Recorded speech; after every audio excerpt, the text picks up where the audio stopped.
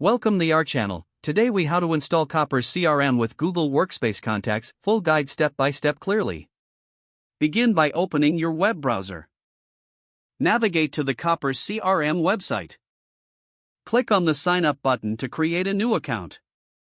Fill in your email address and create a password. Once completed, click on Create Account.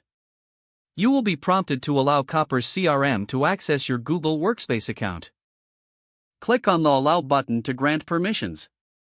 Next, you will need to connect your Google Workspace account to Copper. Enter your Google Workspace email and click Next. Input your password, then click Sign In. If prompted, complete any additional security checks, such as two-factor authentication. Once logged in, you will see a setup wizard. Follow the prompts to configure your account settings. You can choose your preferred currency and time zone during this step. Next, you will need to sync your Google Workspace contacts.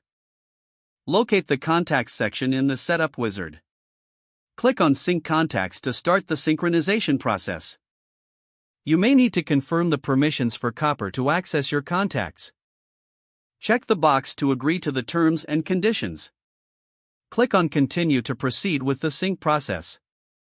Copper will now begin importing your Google Workspace contacts. This may take a few moments depending on the number of contacts you have.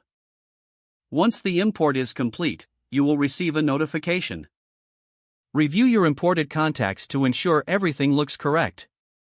You can now organize and manage your contacts within Copper CRM. Explore additional features like task management and pipeline tracking. Familiarize yourself with the interface to optimize your workflow. Take advantage of training resources if needed to enhance your experience. Congratulations, you have successfully installed Copper CRM with Google Workspace contacts.